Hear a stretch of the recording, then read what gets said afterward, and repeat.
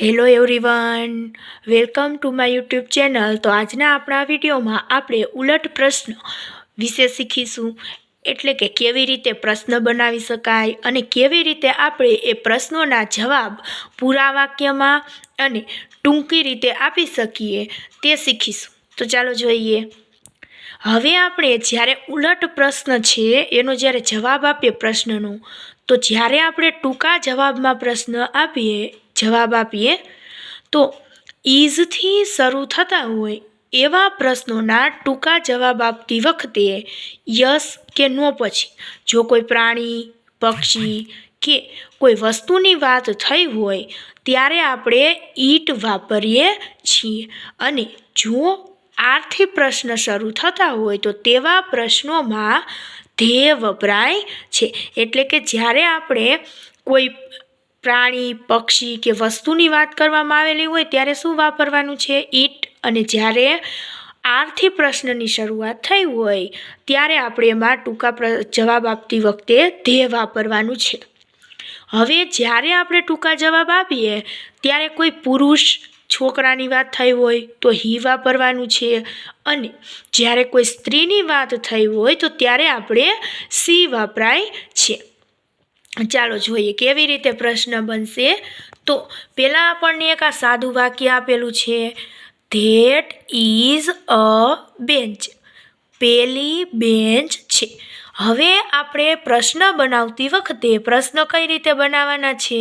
તો ઇઝ અને ધેટ એ બંનેને ઉલટાવી નાખવાના છે। ધેટ છે ત્યાં પહેલાં ઇઝ આવી જશે અને ઇઝ છે ત્યાં ધેટ આવી જશે। એટલે કે પ્રશ્ન કઈ રીતે બનશે? ઇઝ ધેટ અ બેન્ચ, શું પેલી બેન્ચ છે?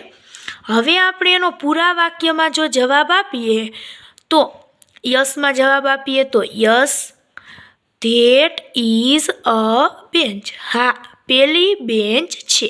અને ટૂંકા જવાબ આપીએ ત્યારે યસ પછી બેન્ચ છે એ કોઈ પુરુષ કે સ્ત્રી નથી, અન્ય વસ્તુ છે, તો એમાં વપરાશે ઈટ।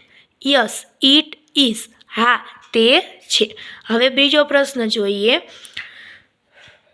ધીસ ઇઝ અ ગર્લ, આ છોકરી છે। તો પેલા પ્રશ્ન કેવી રીતે બનાવીશું? તો ઇઝ છે ત્યાં ધીસ આવી જશે, ધીસ છે ત્યાં ઇઝ, એટલે ઇઝ આગળ આવી જશે। તો ઇઝ ધીસ અ ગર્લ, શું આ છોકરી છે?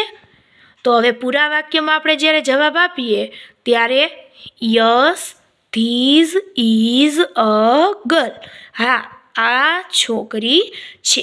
અને જો આનો આપણે ટૂંકા વાક્યમાં જવાબ આપીએ તો ગર્લ એટલે કે છોકરી, એના માટે શું વપરાય? તો સી વપરાય, એટલે યસ સી ઇઝ। ત્યાર પછી જોઈએ ત્રીજું, ધીઝ આર લેમન્સ, આ લીંબુ છે। તો સૌ પ્રથમ આપણે શું કરશું પ્રશ્ન બનાવવા માટે? તો આર છે એ ધેરની જગ્યાએ અને ધેર છે તે આરની જગ્યાએ, બંને શું કરશું? ઉલટાવી નાખીશું। એટલે કે આર ધેર લેમન્સ, શું આ લીંબુ છે? હવે આપણે જ્યારે એનો પૂરા વાક્યમાં જવાબ આપીએ ત્યારે યસ ધેર આર લેમન્સ, તો હા આ લીંબુ છે। હવે આપણે એનો ટૂંકા વાક્યમાં જવાબ આપીએ ત્યારે અહીંયા શું આપેલું છે? આપણને આર આપેલું છે, એટલે આર સાથે આપણે કયું સર્વનામ મૂકીશું? તો ધે। યસ ધે આર, હા તે છે। હવે આપણે છે અત્યાર સુધી આપણે યસમાં જવાબ આપતા હતા, તો યસમાં કેવી રીતે જવાબ આપ્યા તે આપણે શીખ્યા। હવે આપણે નોમાં કેવી રીતે જવાબ અપાય તે શીખીએ। ધીસ ઇઝ યોર અંકલ, આ તારા કાકા છે।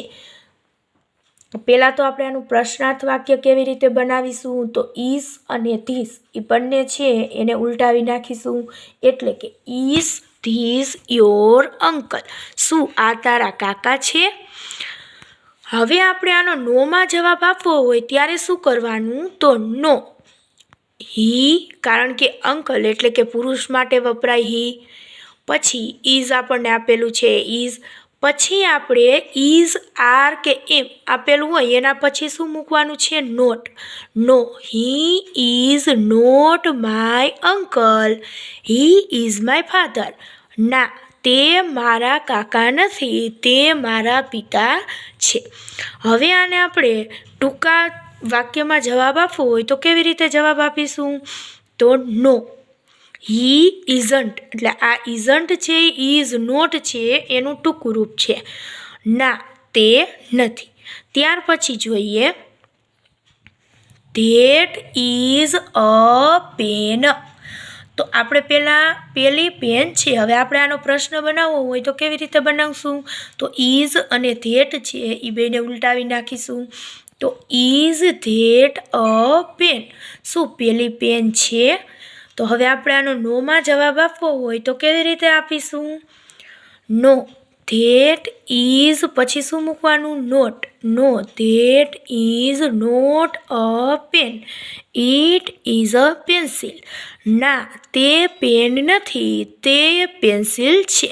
હવે એનો ટૂંકો જવાબ આપવો હોય તો કેવી રીતે જવાબ આપીશું? તો નો. હવે પેન્સિલ છે એટલે એના માટે શું વપરાય? ઇટ. It isn't. ના, તે નથી. અહીંયા મેં તમને સ્વાધ્યાય આપેલું છે જેમાં તમારે ઉલટ પ્રશ્ન બનાવવાના છે અને તેના યસ કે નો માંથી ગમે તેમાં તમે જવાબ આપી શકો છો. જો તમને મારો વિડીયો સારો લાગ્યો હોય તો મારી ચેનલને લાઇક, શેર અને સબસ્ક્રાઈબ કરો.